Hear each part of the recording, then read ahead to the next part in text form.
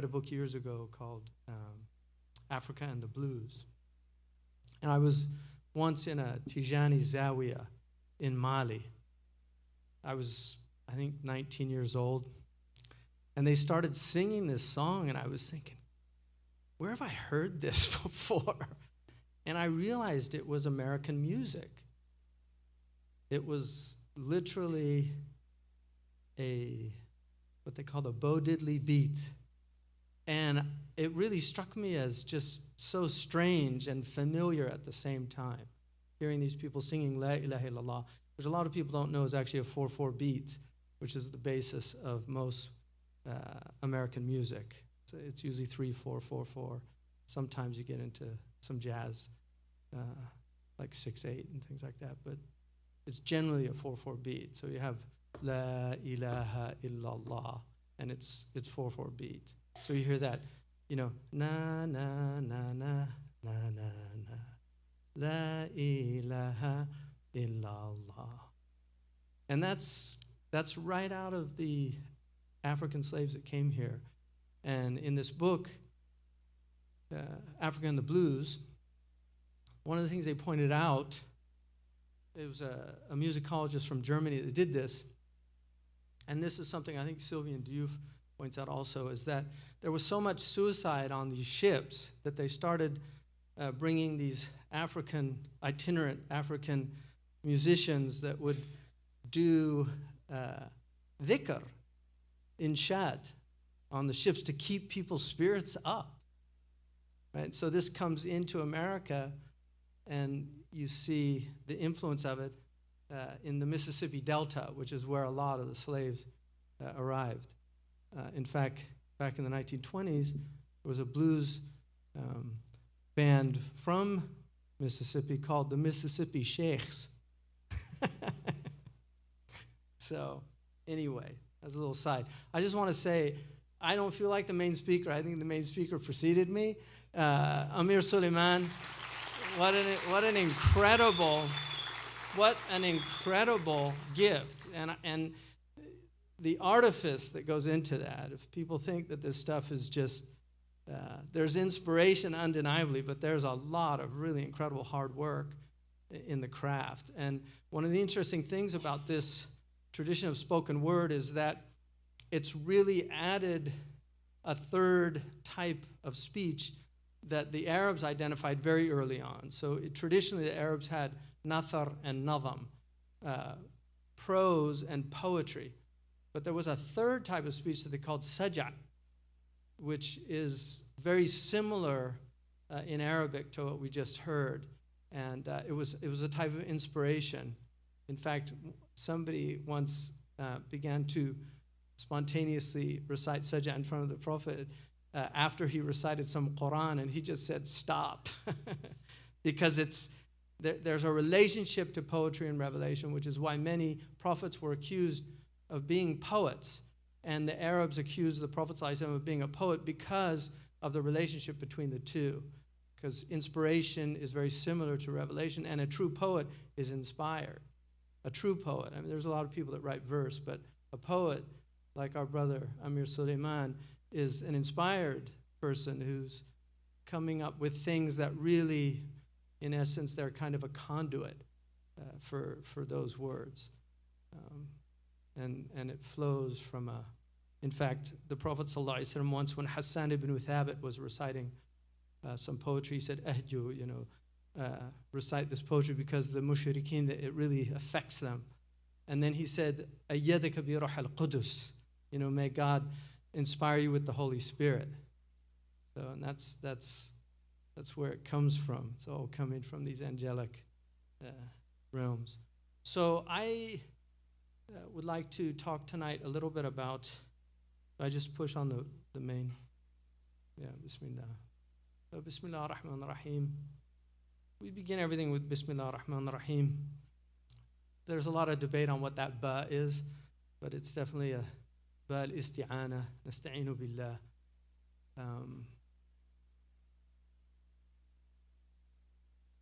The Arnold Toynbee is a very interesting character. In 1947, he wrote an essay called Islam in the West.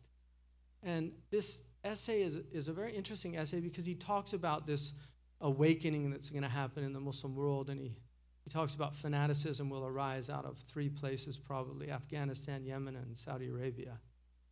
This is 1947, and he talks about how it'll probably be left to the Americans to deal with this problem.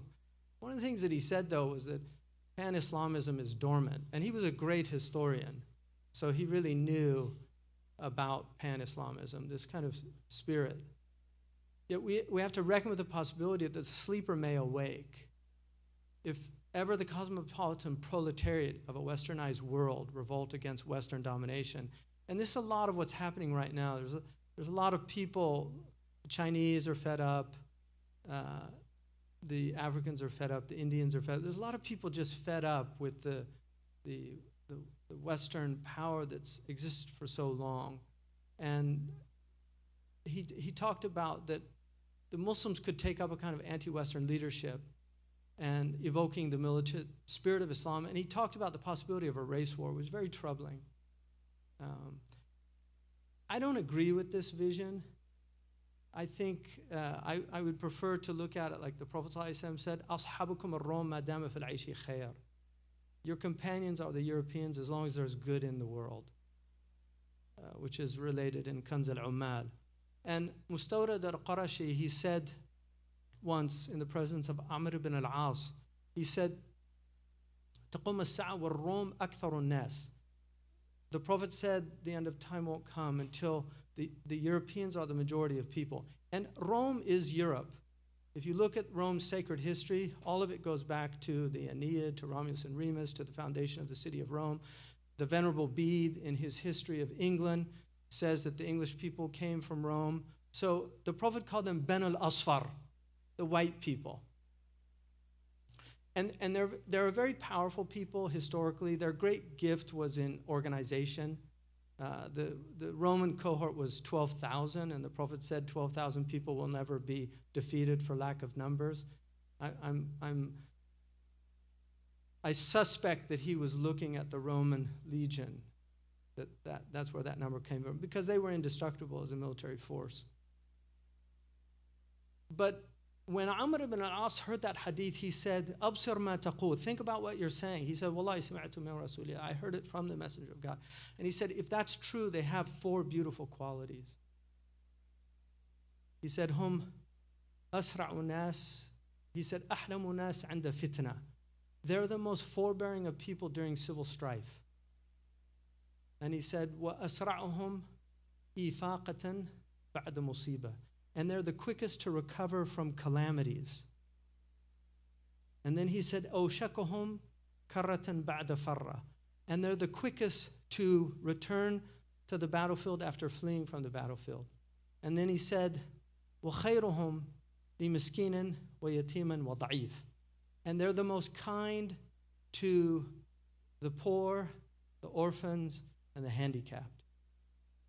And then he said, وَخَامِسَةٌ حَسَنَةٌ جَمِيلَةٌ.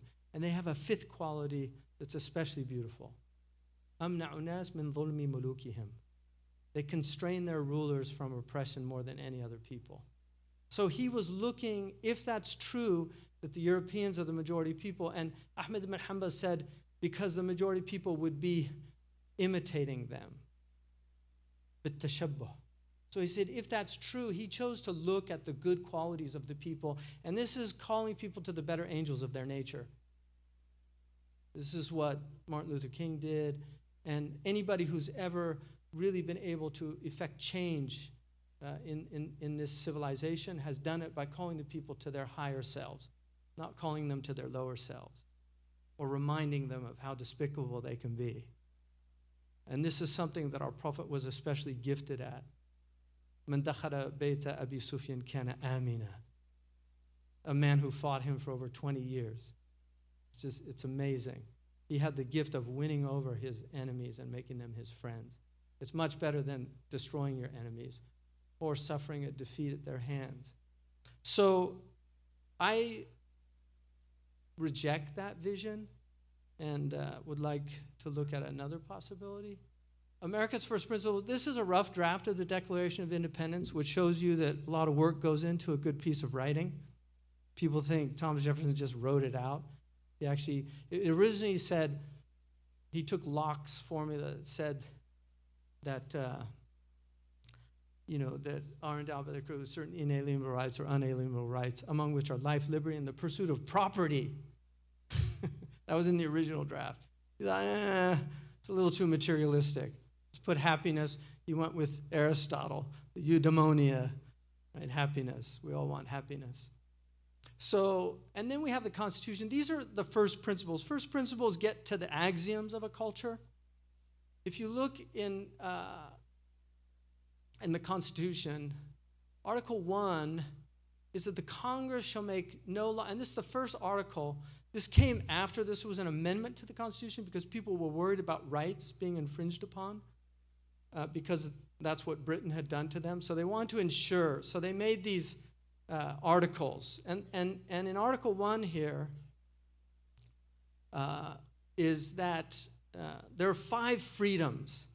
And the most important, it's interesting that the press it's the only business mentioned in the Constitution to protect press, because they really believed that you needed a free press in order to ensure an educated democracy. They had to know the issues, which is why corporate press is so dangerous, because they give you now the corporate interest. In fact, now they don't even do that anymore. They just give you entertainment, right? Everybody knows about Stormy Daniels, but nobody knows about the $20 trillion national debt, right? So, but this was the point that it made it that people were free to worship as they understood. Thomas Jefferson had a famous statement. He said, "Whether my neighbor worships one God or 20 gods, neither robs my pocket nor breaks my bones." It's a beautiful sentiment. And this was traditionally the way the Muslims went. When they went to places, they adopted this approach. With the exception of the Arabian Peninsula, and there's debates about where it is. The Arabian Peninsula is equivalent to the Vatican State. You can't build a mosque in the Vatican State. You can't live in the Vatican State as a Muslim. You're there because you're Catholic. And that's the Hijaz tradition. Although people of other faiths can come into the Hijaz, and there's even a khilaf about Mecca and Medina. But the Hijaz is specific to, it's like a sacred space for the people of Islam.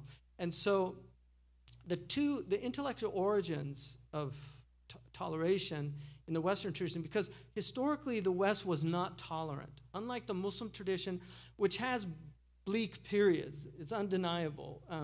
Imam Zayd, I like to quote Imam Zayd on this. When you read Muslim history, you should take Iman vitamins, because we forget that Muslims are human beings.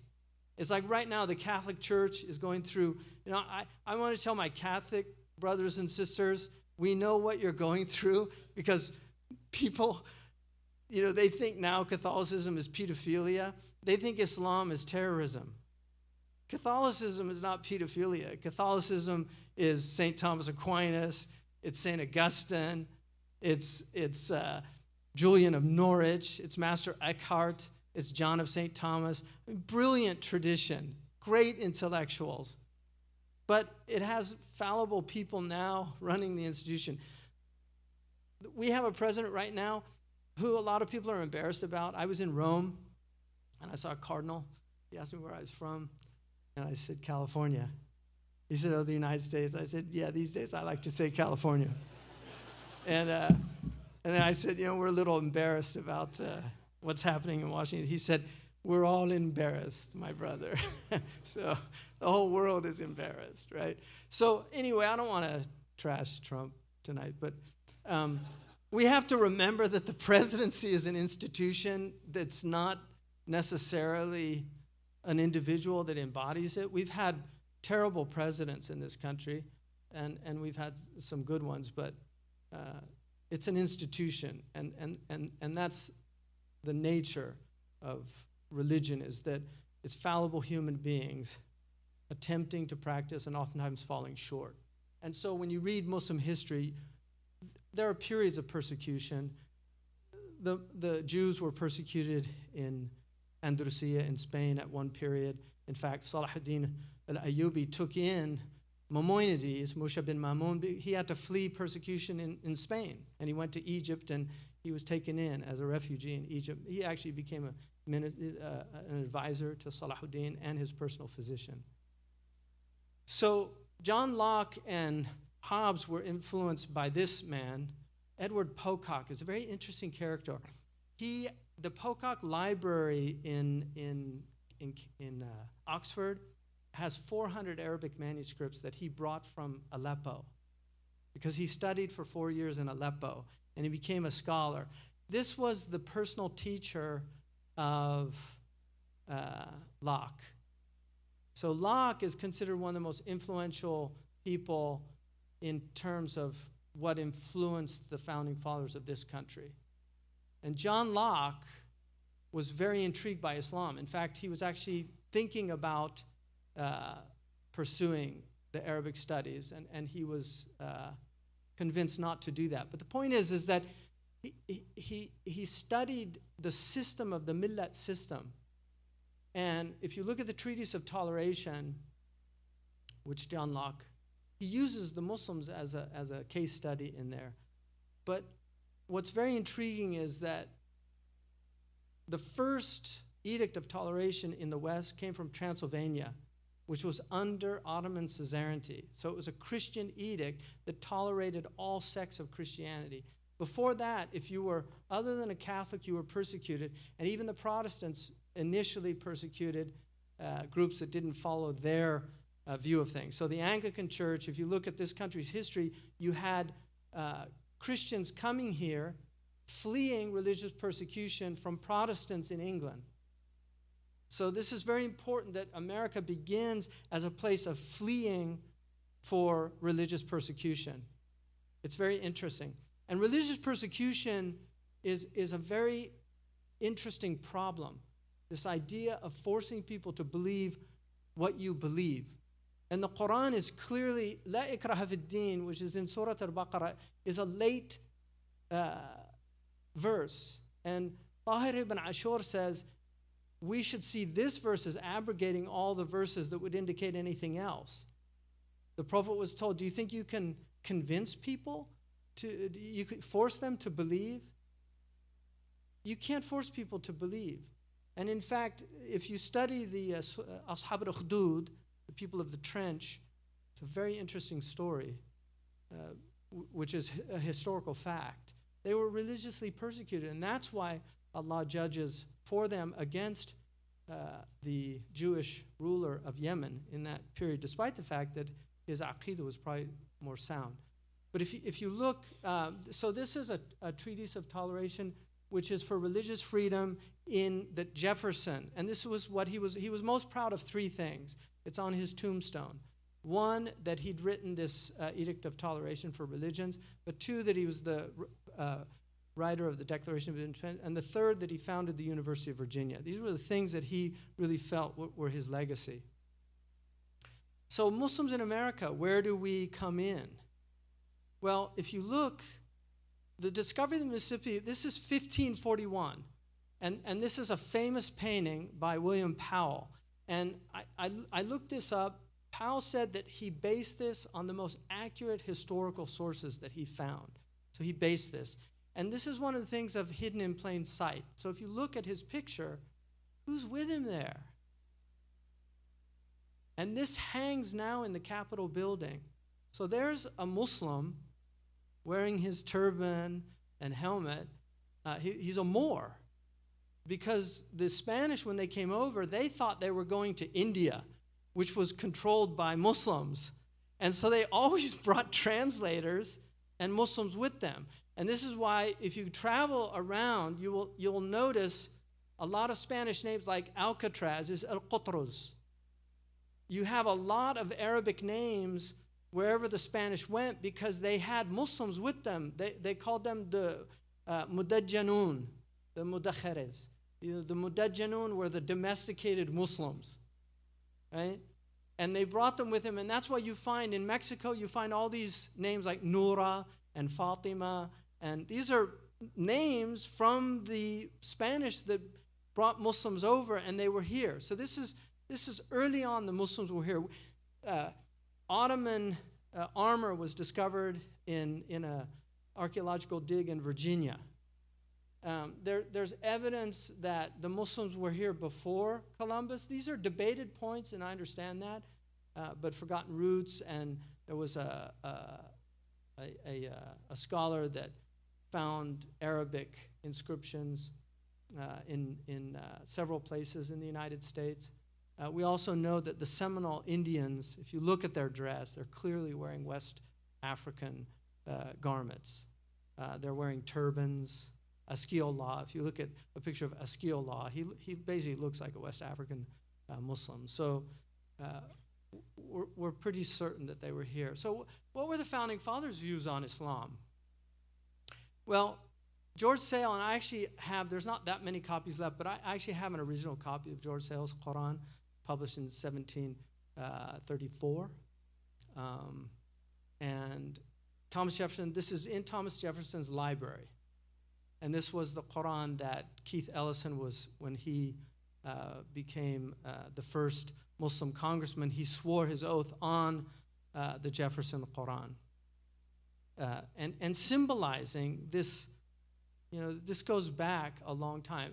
This was the first translation I read, which is very strange because it's actually a pretty good translation, but it's written in very archaic English, but it was the one that I found for some reason in a used bookstore, and the first one that I read. So somebody gifted it to me, so I think.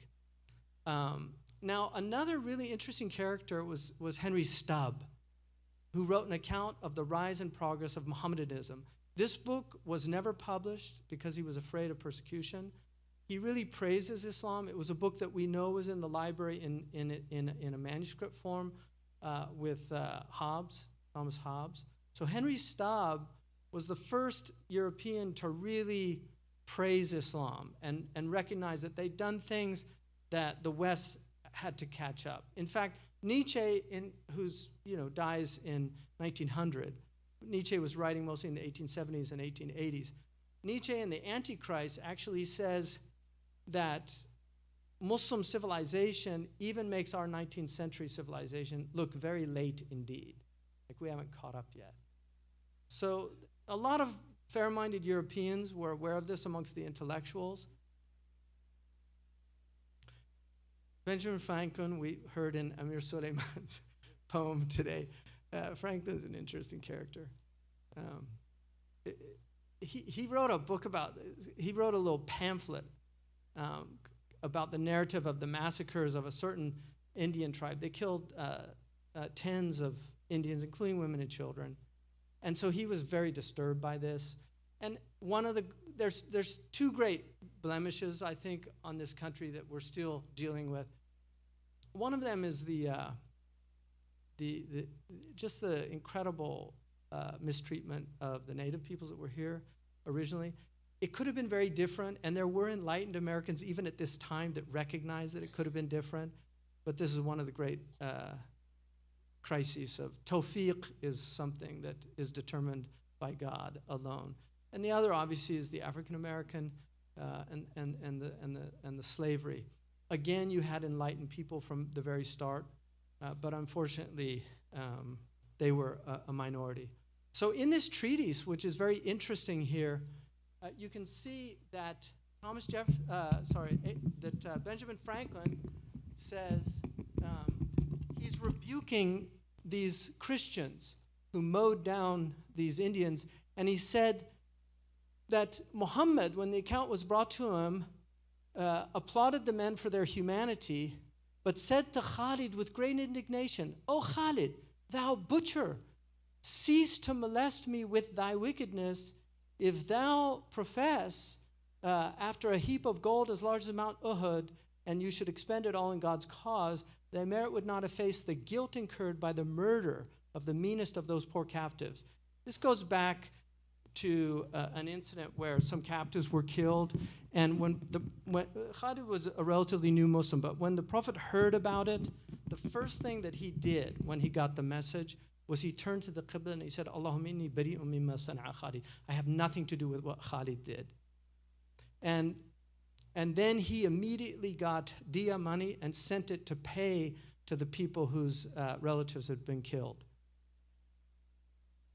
What's interesting to me is that what Benjamin Franklin says in this pamphlet is basically they would have been better off had they surrendered to Muslims, because Muslims, since Khalid was, he says this later, since Khalid was rebuked by the Prophet, Muslims have never harmed a captive, which is it's quite tragic what's happened now, because that was the attitude of Benjamin Franklin.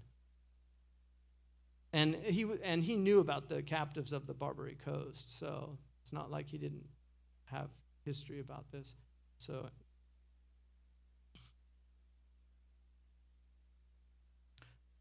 how do I go back? Can I go? Yeah, there. Benjamin Rush is another very interesting character. He was a physician, believed that the great crisis was the African American crisis, wanted the slaves to be freed at the time. He felt that all men were created equal, had to apply to everybody.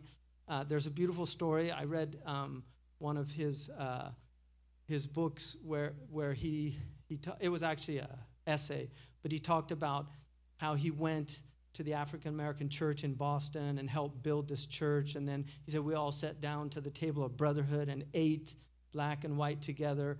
These were some of the Christians that really felt that this was real Christianity, to see these people as equal to us. So he actually said, and this is very interesting, such is my veneration for every religion that reveals the attributes of God or a future state of rewards and punishments, that I had rather see the opinion of Confucius or Muhammad inculcating upon our youth than see them grow up wholly devoid of a system of religious principles. And this is a man who knew something about Islam. This is not somebody who was ignorant. Many highly literate people. This is another very interesting event that happens in history. Joel Barlow, who, for people that had to do Norton's Anthology of American Literature, I don't know if they still do that. When I was in school, you had to do this Norton's Anthology. But in Norton's Anthology, there's something called Hasty Pudding. Joel Barlow wanted to be the poet laureate of the United States, and he aspired to write a true epic, which he called the Columbiad.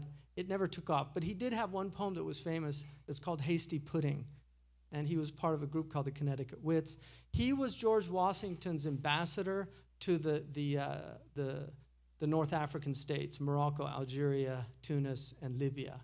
And he actually wrote Hasty Pudding in Algiers, because Hasty Pudding was a type of sweet dessert that they ate in colonial America. So he was missing that dessert. The baklava wasn't doing it for him. Anyway, he meets with the Dey, and he did these treaties for Washington that are very interesting. But in the Treaty of Tripoli, there's an article, Article 11, and this was a treaty done between the Libyans and the Americans. And in Article 11, in the original treaty, so, as the government of the United States of America is not in any sense founded on the Christian religion, as it has, in itself, no character of enmity against the laws, religion, or tranquility of Muslims, and as the said states never have entered into any war or act of hostility against any Mohammedan nation, it is declared by the parties that no pretext arising from religious opinions shall ever produce an interruption of the harmony existing between the two countries. This treaty was ratified without one dissenting voice in the Senate. But Article 11 was not in the original translation. That's very interesting. Okay? But this is what they gave the Muslims. Yeah. So, anyway, John Adams becomes president. I found out about George Bethune-English from reading. I was reading the Jefferson-Adams correspondence, which is really an interesting read. It's letters between the two of them. They had a kind of their adult life. They had an ongoing correspondence. Very interesting letters. Adams was a real believer, and Jefferson was. They called him the atheist president.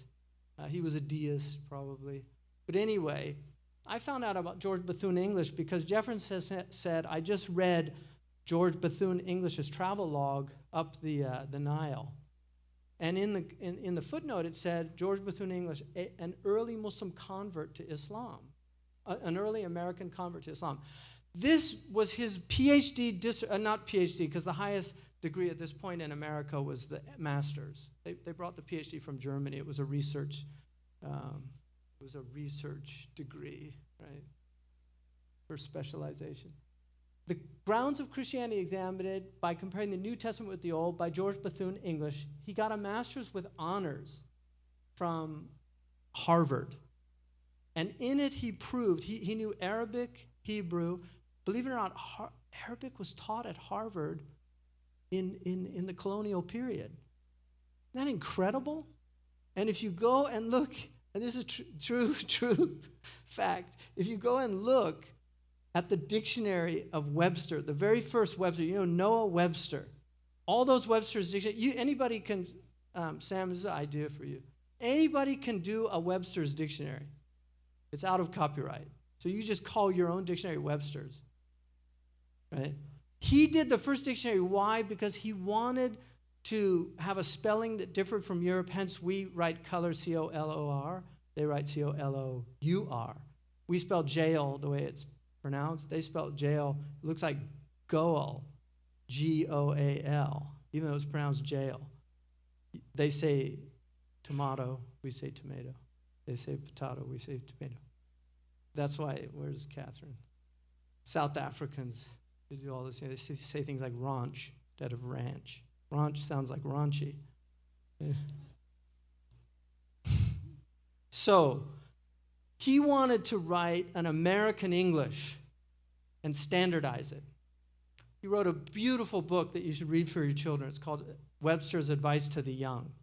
And it's pure Unitarianism. It was beautiful. Any Muslim could read it and wouldn't find anything offensive in it. But in his book, he wanted to prove in his first dictionary, 1828, that English went back to Hebrew. But he ended up saying it was actually closer to Arabic. And in that dictionary, and I have a copy, a facsimile of it, in that dictionary, he has all these Arabic, typeset in Arabic in 1828 in the United States. It's amazing. It's like, where did they get Arabic typesetting in 1828? We're still having a problem with Apple and Arabic typesetting. And I finally found out by somebody high up at Apple why there's no Arabic typesetting that really works very well. Because we bootleg everything. So they just don't have a monetary incentive to make good Arabic software, right? Arabs think it's a conspiracy. They're just trying to keep us down. No, no monetary benefit. So now this is the other amazing, the slaves in America that came, it's estimated, this is a picture from probably Senegal. And if you look, the tragedy of this picture is you can see the Muslim in the back with the robe and the hat. That Muslims were heavily involved in the slave trade. Not all of them. Omar Tal, one of the great West African scholars, was a mujahid against the slave trade. So there were Muslims that really recognized that it was wrong. But like now you have Muslims in sexual trafficking, whether or not they're true Muslims, it's called the true Scotsman fallacy, right?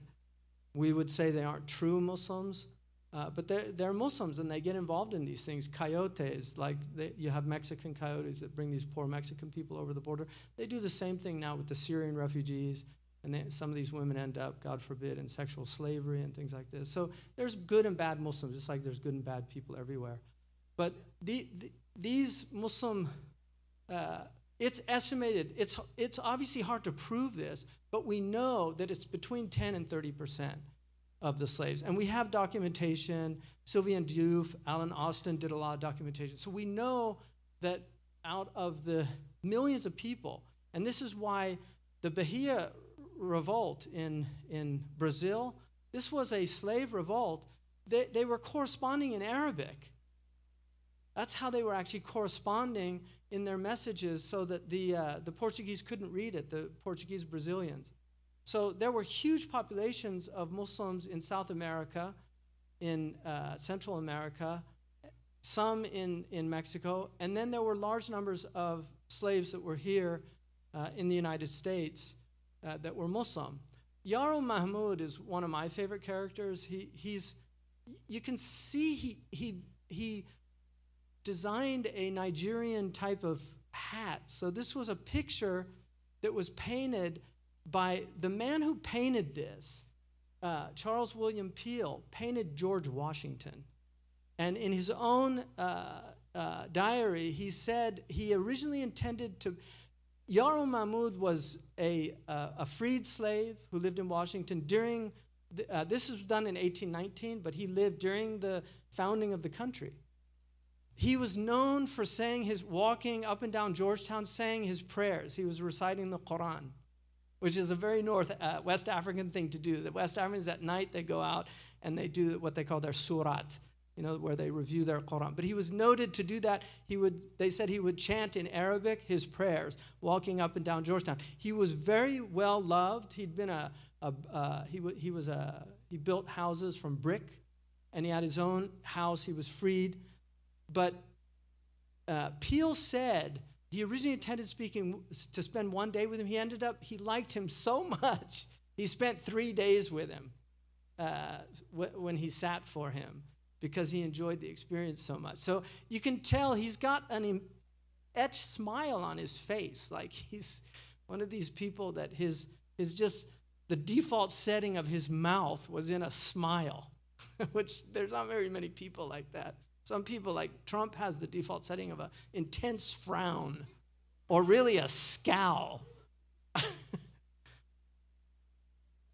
He's got that scowl on his face, But you can see this beautiful smile. And then here's another extraordinary, Abdurrahman Ibrahim bin Sori. He was actually the subject of a film that was done by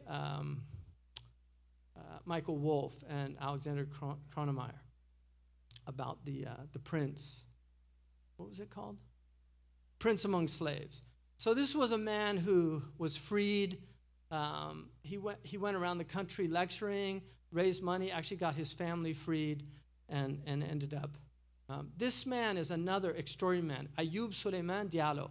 This is from Senegal, beautiful man. He was actually painted in England.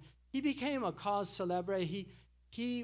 The Unitarians were so impressed. He learned English in a few months, and he was a theologian, so he would debate against the Trinity, and the Unitarians were so impressed with it that they would take him to debate against the Trinitarian preachers in the churches. And he ended up going to England. He was honored in England, and he ended up having commercial ties with the English traders and going back to Senegal. So another, I wanted to do him first because I was involved in that. But I really thought that he was just such incredible. He was clearly a wali of God. I mean, I believe this because, in the prison, he was put in jail for a short period, but they all just couldn't help but really admiring this man. And then this is an actual photograph of a Muslim, Omar bin Said, another extraordinary character with an amazing story. He was also educated, and this is actually from his own hand.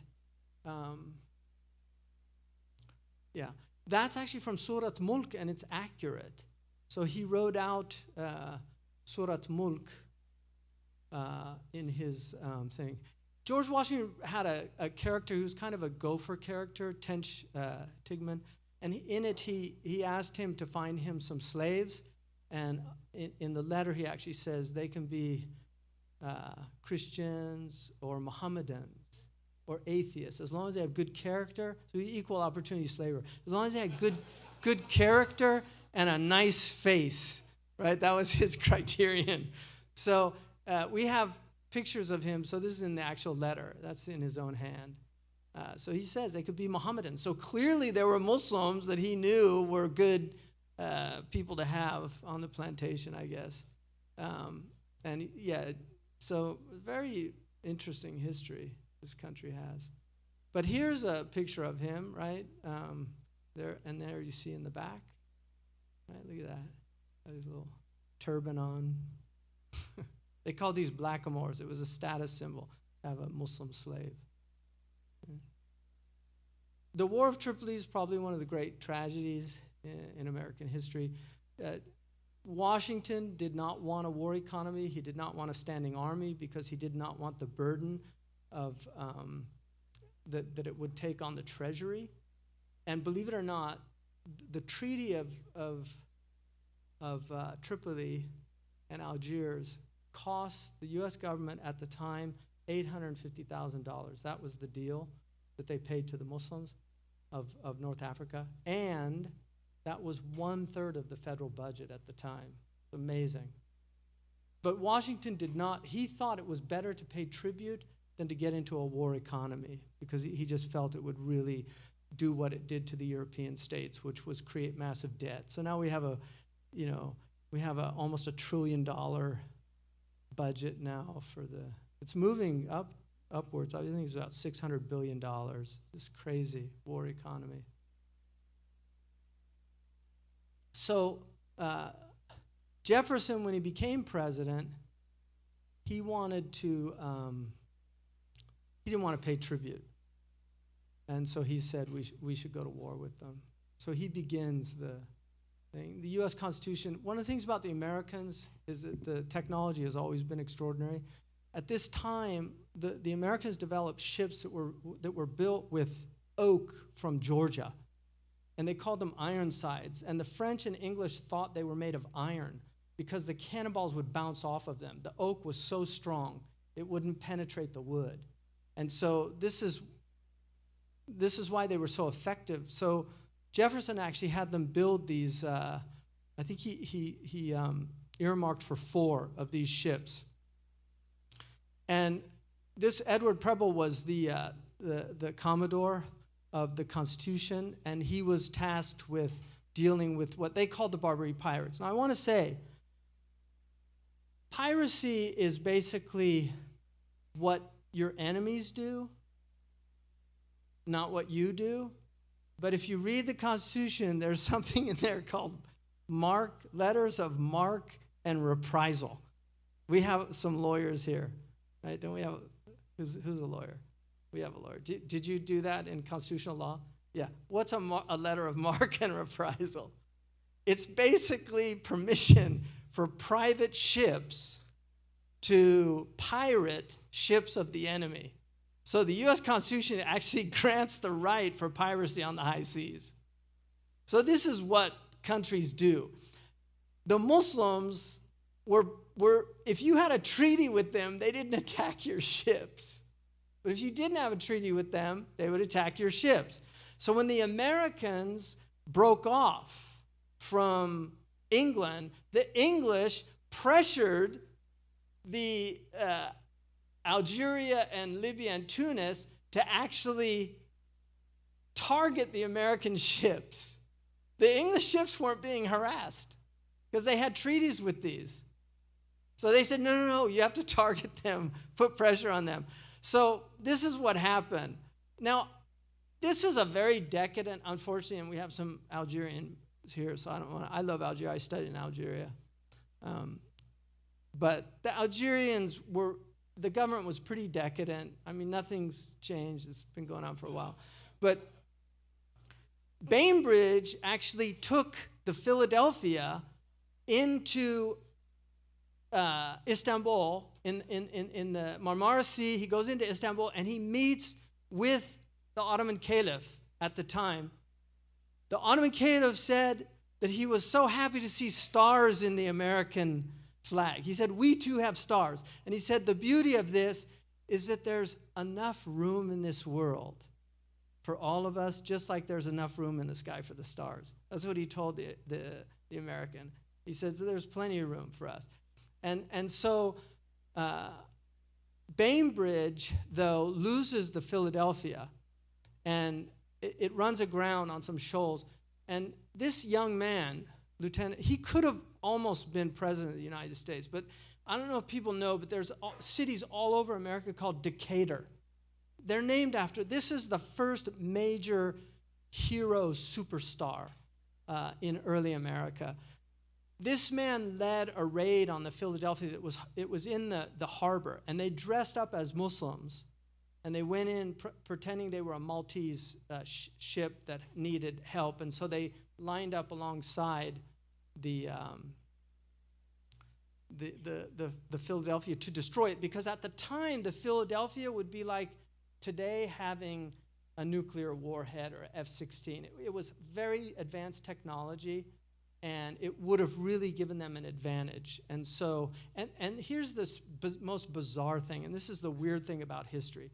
There was a character in Libya, the Karamlis were the rulers of Libya at the time, but there was a character in Libya named Peter Lyle.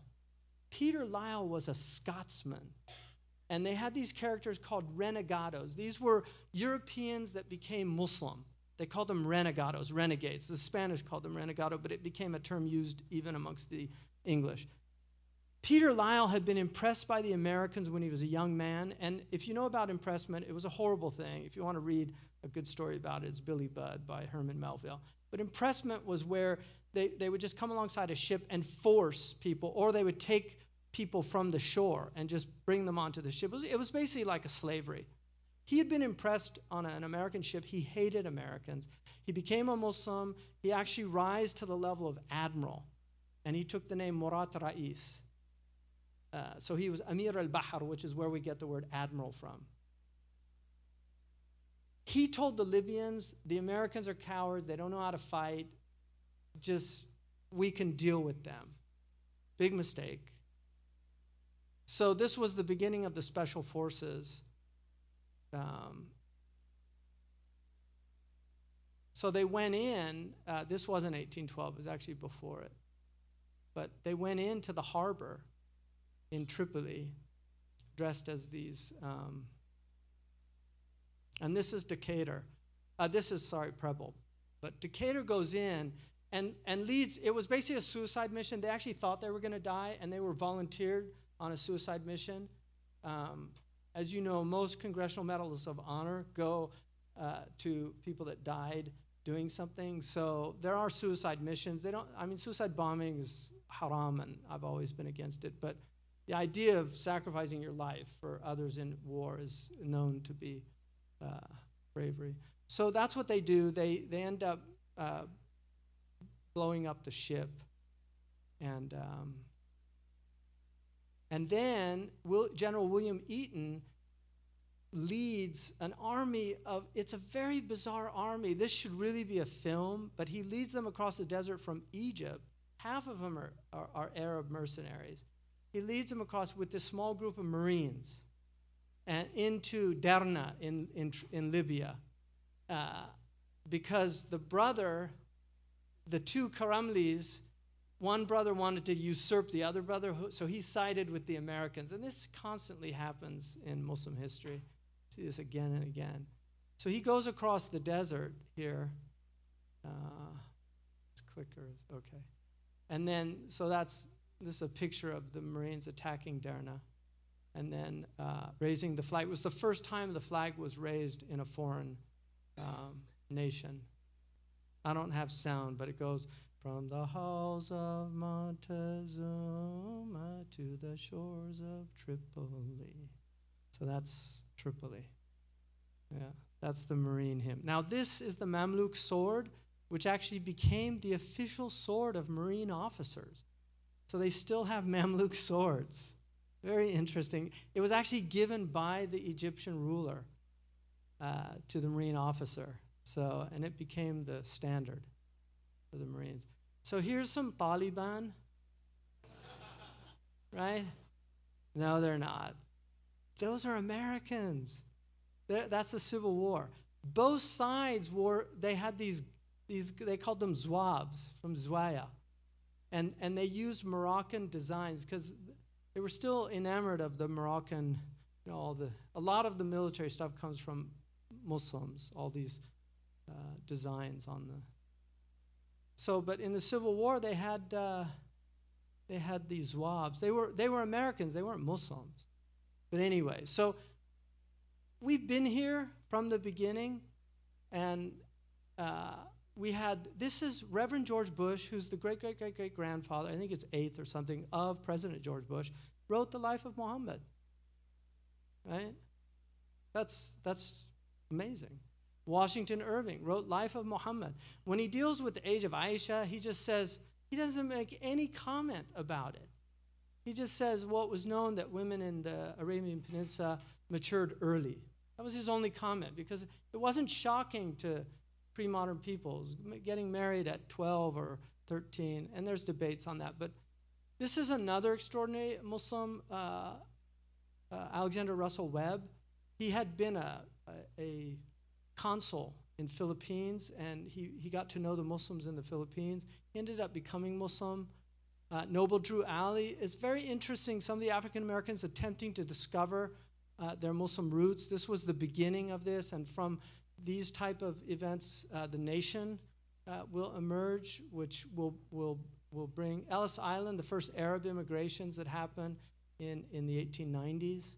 And then obviously, the Melungeons are very interesting. They think that they're probably have Muslim descent. But the Melungeons, they think Abraham Lincoln might have been Melungeon, hence his interesting features.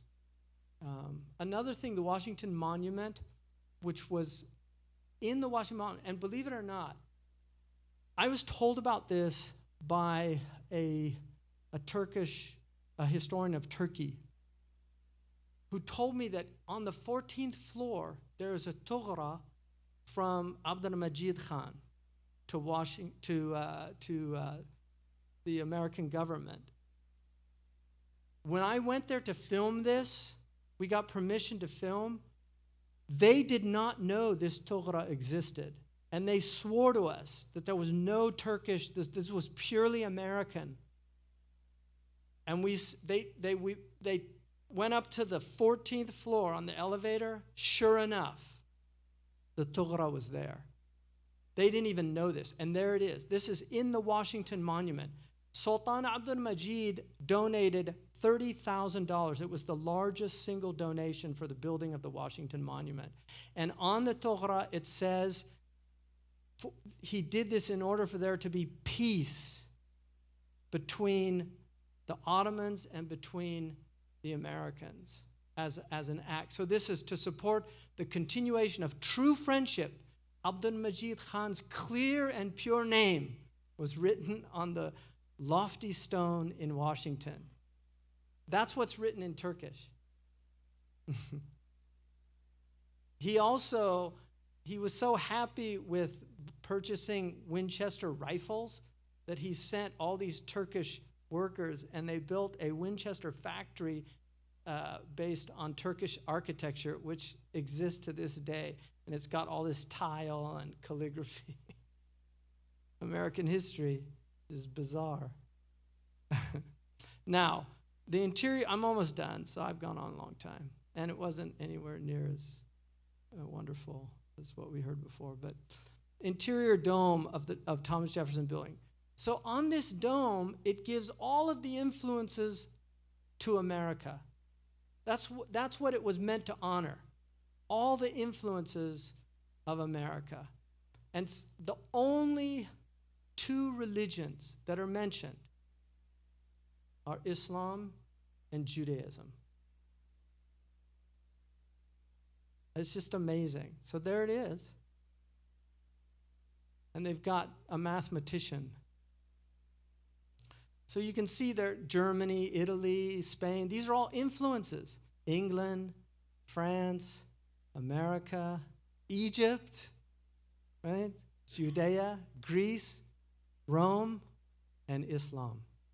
On the fresco, this was done in 1932 on the north wall of the Supreme Court of the United States. They have a fresco of all the greatest lawmakers in human history to honor the whole concept of law and the making of law, because that's what the Supreme Court does. It judges law, the legality of a decision of a judge.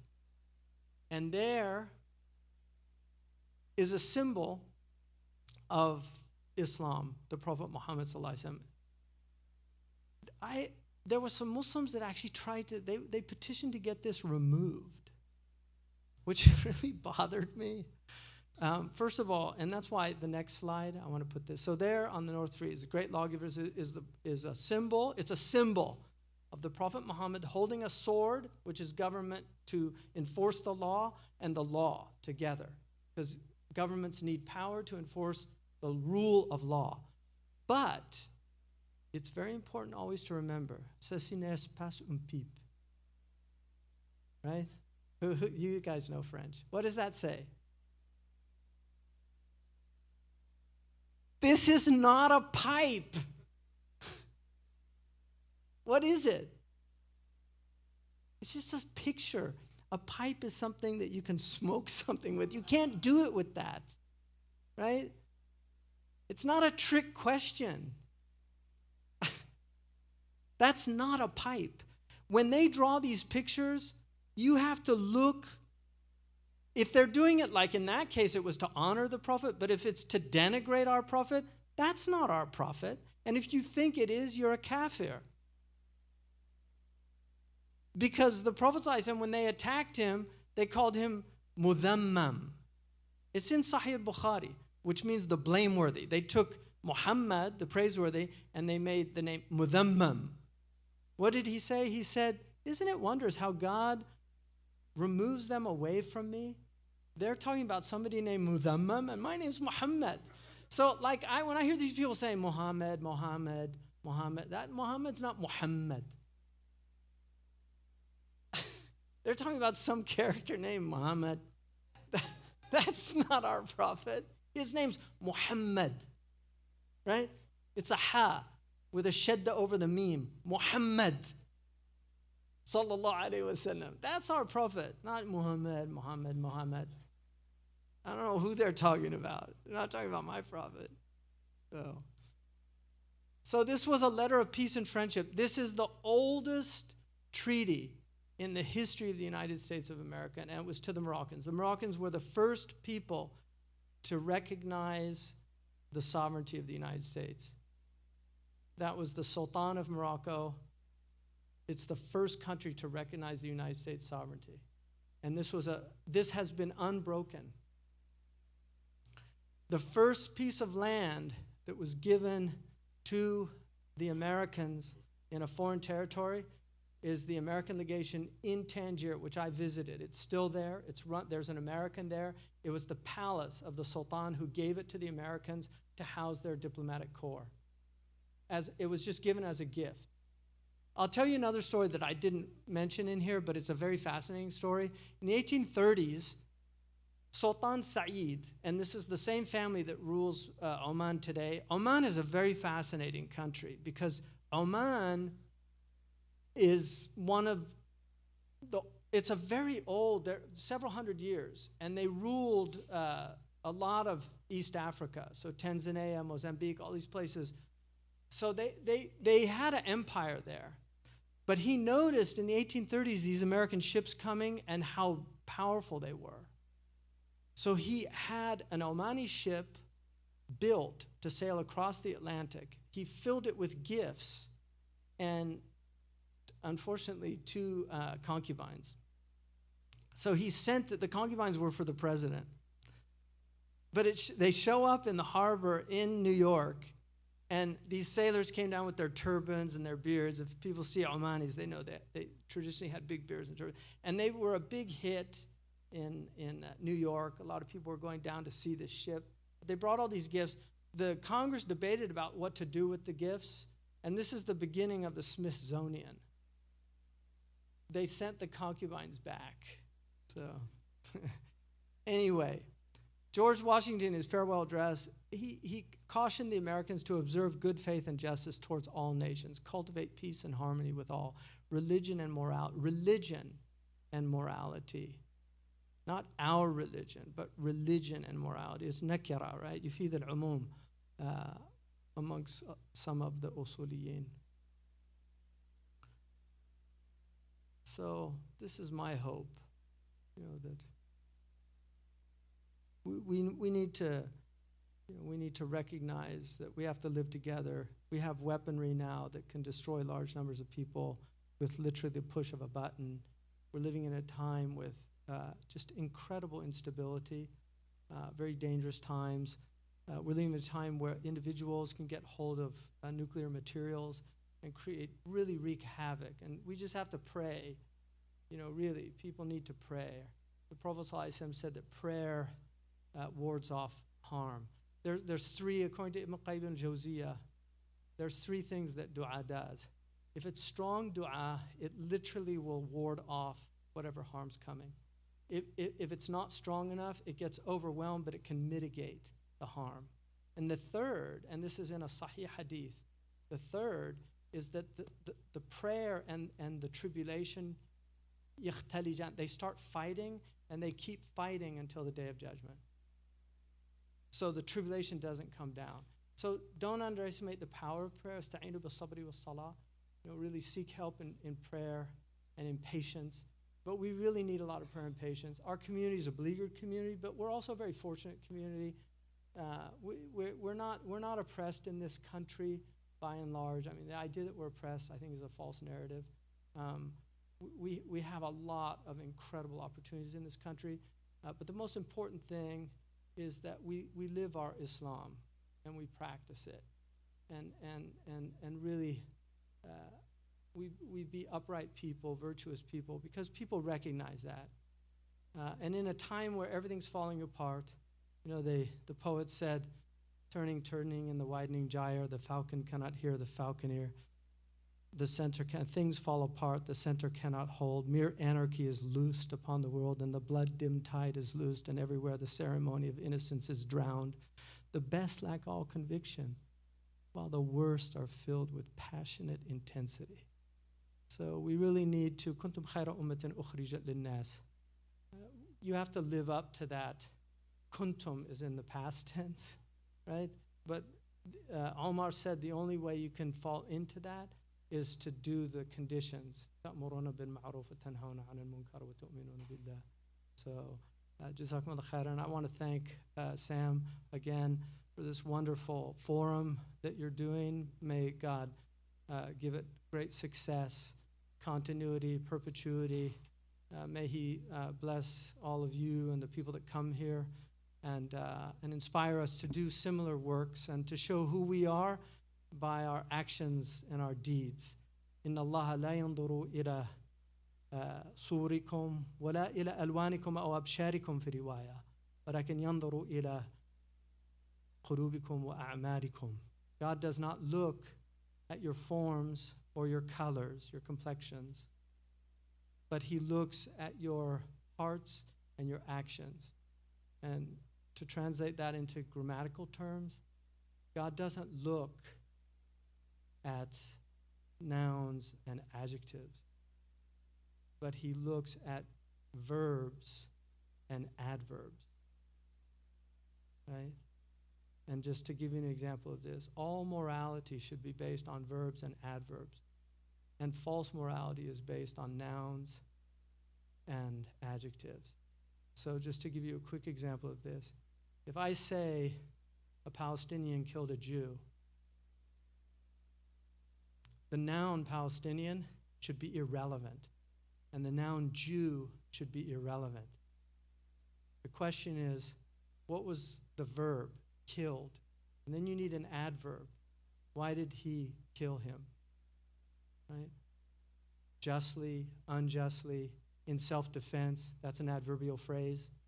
That's morality, is never to look at the nouns and the adjectives, but look at the actions and the adverbs that give you an understanding of those actions, that qualify those actions.